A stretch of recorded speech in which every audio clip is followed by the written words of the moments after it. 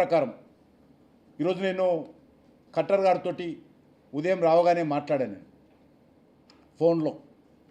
ఈరోజు ముఖ్యమంత్రి గారు ఈ రకంగా తప్పుడు ఆరోపణలు చేస్తున్నారు. సమస్య ఎక్కడ ఉంది అంటే వారు చెప్పినటువంటి అంశం ఏంటంటే మెట్రో 1కు కానీ మెట్రో 2కు కానీ మెట్రో 1 ఎల్ఎన్ నుంచి తీసుకోవడం కోసము 13,527 కోట్లు మరి IRFC Indian railway finance corporation దీని ద్వారా వాళ్ళు లోన్ తీసుకుంటున్నారు. దానికి సంబంధించినటువంటి ఒక ఒప్పందము రాష్ట్ర ప్రభుత్వం ఐఆర్ఎఫ్సి మధ్యలో జరిగింది. ఏంటంటే ఫస్ట్ ఫేజ్ కానీ సెకండ్ ఫేజ్ కానీ మరి ఇప్పుడు ఉన్నటువంటి ఫస్ట్ ఫేజ్ ద్వారా కావచ్చు, లేకపోతే పూర్తి అయిపోయిన తర్వాత సెకండ్ ఫేజ్ ద్వారా కావచ్చు, టికెట్ల ద్వారా అడ్వర్టైజ్మెంట్ ఏజెన్సీల ద్వారా వచ్చేటువంటి ఆదాయము ముందుగా ఈ 13,527 కోట్లు అప్పు తీర్చడం కోసము చెల్లించాలని చెప్పి ఒప్పందం కుదుర్చుకున్నారు. మరి దాని మీద ఒక రకంగా కొంత కేంద్ర ప్రభుత్వం కొన్ని సూచనలు చెప్పింది. దానికి రాష్ట్ర ముఖ్యమంత్రి అంగీకరించడం లేదని చెప్పారు. ఏంటి అంటే ఏదైనా దేశవ్యాప్తంగా ఏవైతే మెట్రోలు నడుస్తూ ఉన్నాయో అన్ని మెట్రోలు తీసుకున్నటువంటి అప్పులు కానీ రుణాలు కానీ ఏవైతే ఉంటాయో వాటికి ముందుగా చెల్లించరు.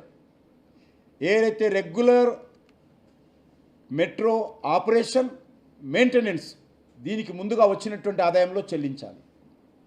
ఆ తర్వాతనే రుణాలకు సంబంధించినటువంటి విషయంలో చెల్లించాలి మిగిలిన డబ్బులు. కానీ ఇక్కడ ఈ ఒప్పందంలో ముందుగా ఐఆర్టీసీకి చెల్లిస్తాం వచ్చినటువంటి ఆదాయంలో ఉన్నప్పుడు నేను ఒకటే ప్రశ్నించాను ముఖ్యమంత్రి గారికి, ఇది చాలా ఇబ్బందికరమైన సమస్య వస్తుంది.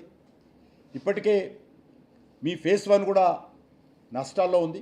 కాబట్టి ముందుగా ఆపరేషన్ మెయింటెనెన్స్కు సంబంధించినటువంటి దానికి ఫైనాన్షియల్ సిస్టమ్ ముందు ఫిక్స్ చేసుకోండి, వచ్చినటువంటి ఆదాయాన్ని దాన్ని ఖర్చు పెట్టండి, మిగిలిన ఆదాయము మీరు మరి రేపు సెకండ్ ఫేజ్కు తీసుకున్నటువంటి రుణాల విషయంలో కావచ్చు, ఫస్ట్ ఫేజ్కి సంబంధించినటువంటి ఐఆర్ఎఫ్సికి సంబంధించినటువంటి 13,527 కోట్ల రూపాయలు కావచ్చు, దానికి మీరు సర్దుకోండి అని చెప్పాను.